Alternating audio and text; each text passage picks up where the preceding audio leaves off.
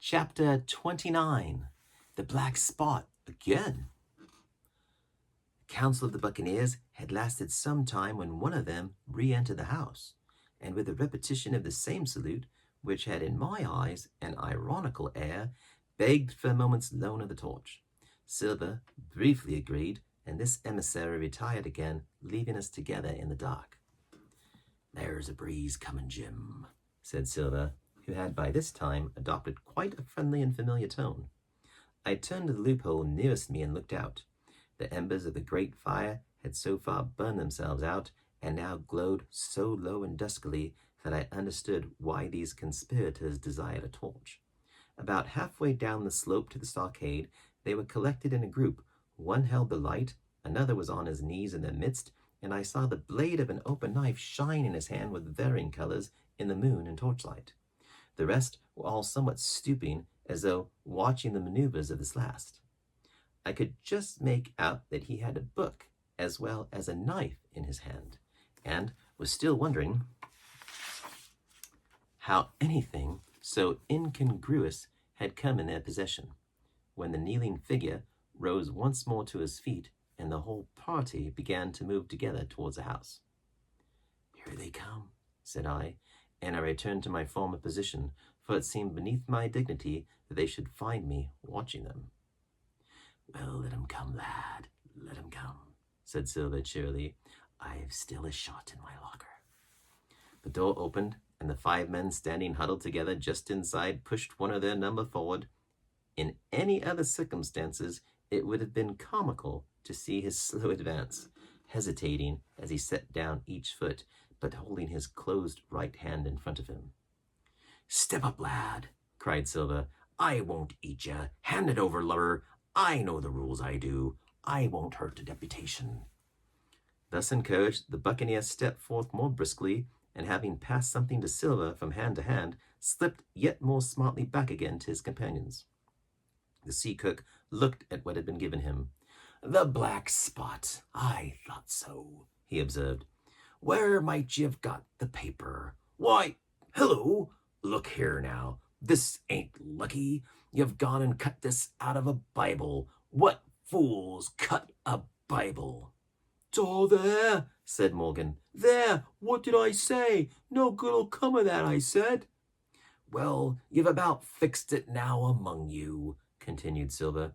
"You'll all swing now, I reckon. What soft-headed lubber had a Bible?" "It was Dick," said one. "Dick, was it? Then Dick can get to prayers," said Silver. "He's seen his slice of luck as Dick, and you may lay to that." But here the long man with the yellow eyes struck in. "Belay that talk, John Silver," he said. "This crew has tipped you the Black Spot in full council, and is in duty bound. Just you turn it over as in duty bound, and see what's wrote there. Then you can talk." "Thank you, George," replied the sea cook. "You always was brisk for business, and has the rules by heart, George, as I'm pleased to see. Well, what is it, anyway?" "Taw, deposed. That's it, is it? Very prettily wrote, to be sure. Like print, I swear. Your hand to write, George. Why, you was getting quite a leading man in this here crew. You'll be captain next, I shouldn't wonder. Just oblige me with that torch again, will you? This pipe don't draw." "Come now," said George. "You don't fool this crew no more. You're a funny man by your account, but you're over now, and you'll maybe step down off that barrel and help vote." "I thought you said you knowed the rules," returned Silver contemptuously. "Leastways, if you don't, I do. I wait here, and I'm still your captain, mind, till you outs with your grievances, and I reply. In the meantime, your Black Spot ain't worth a biscuit. After that, we'll see." "Oh," replied George, "you don't be under no kind of apprehension. We're all square, we are. First, you've made a hash of this cruise. You'll be a bold man to say no to that. Second, you let the enemy out of this here trap for nothing. Why did they want out? I don't know, but it's pretty plain they wanted it. Third, you wouldn't let us go at them upon the march. Oh, we see through you, John Silver. You want to play booty. That's what's wrong with you. And then fourth, there's this here boy. Is that all?" asked Silver quietly. "Enough, too," retorted George. "We're all swinging sun-dry for your bungling." "Well, now, look here. I'll answer these 4 points one after another. I'll answer 'em. I made a hash of this cruise, did I? Well, now, y'all know what I wanted, and y'all know if that had been done, that we'd have been aboard the Hispaniola this night as ever was. Every man of us alive, and fit, and full of good plum duff, and the treasure in the hold of her by thunder. Well, who crossed me? Who forced my hand, as was the lawful captain? Who tipped me the black spot the day we landed and began this dance? Ah, and it's a fine dance. I'm with you there, and looks mighty like a hornpipe and a rope's end at execution dock by London town, it does. But who done it? Why, it was Anderson and Hans and you, George Merry, and you're the last above board of that same meddlin' crew, and you have the Davy Jones's insolence to up and stand for captain over me, you that sank the lot of us, by the powers, but this tops the stiffest yarn to nothing." Silver paused, and I could see by the faces of George and his late comrades that these words had not been said in vain. "That's for number one," cried the accused, wiping the sweat from his brow, for he had been talking with a vehemence that shook the house. "Why, I give you my word, I'm sick to speak to you. You've neither sense nor memory, and I leave it to fancy where your mother's was that let you come to sea. See, gentlemen of fortune, I reckon tailors is your trade." "Go on, John," said Morgan. "Speak up to the others." "Tie the others," returned John. "They're a nice lot, ain't they? You say this crew is bungled. Aye, by gum, if you could understand how bad it's bungled, you would see. We're that near the gibbet that my neck's stiff with thinking on it. You've seen 'em, maybe, hanged in chains, birds about 'em, seamen pointing 'em out as they go down with the tide. 'Who's that?' says one. 'That? Why, that's John Silver. I knowed him well,' says another, 'and you can hear the chains a jangle as you go about and reach for the other buoy.' Now, that's about where we are, every mother's son of us, thanks to him, and Hans, and Anderson, and other ruination fools of you. And if you want to know about number 4 and that boy, why, shiver me timbers, isn't he a hostage? Are we a-going to waste a hostage? No, not us. He might be our last chance, and I shouldn't wonder. Kill that boy, not me, mate. And number 3, well, there's a deal to say to number 3. Maybe you don't count it nothing to have a real college doctor come to see every day. You, John, with your head broke, or you, George Merry, that had the Aggie shakes upon you not 6 hours ago, and as your eyes the color of lemon peel to this same moment on the clock. And maybe, perhaps, you didn't know there was a concert coming either, but there is, and not so long till then, and we'll see who'll be glad to have a hostage when it comes to that. As for number 2, and why I made a bargain, well, you came crawling on your knees to me to make it. On your knees you came. You was that downhearted, and you'd have starved too if I hadn't. But that's a trifle. You look here, that's why."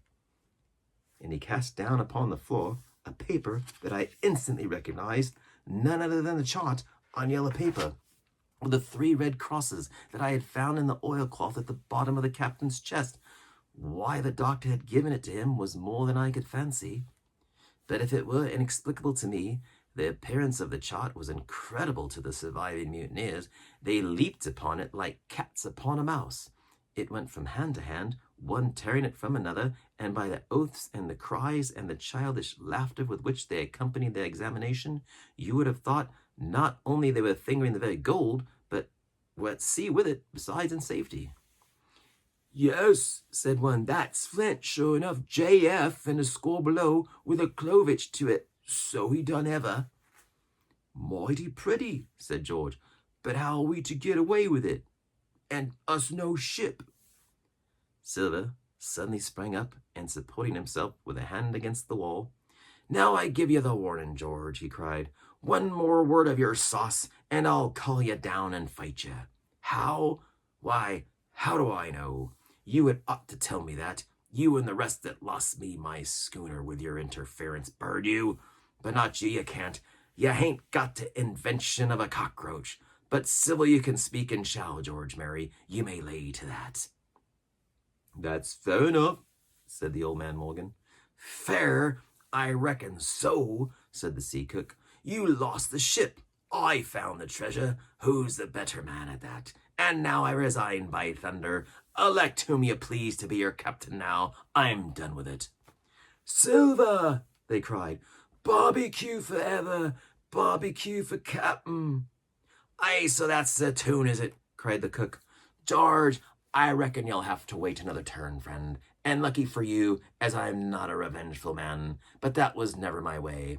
And now, shipmates, this black spot, 'tain't much good now, is it? Dick's crossed his luck and spoiled his Bible, and that's about all.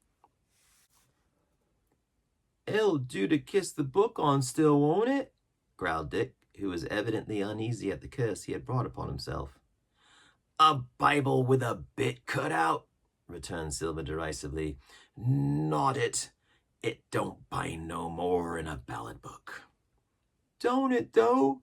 Cried Dick with a sort of joy. Well, I reckon that's worth having, too.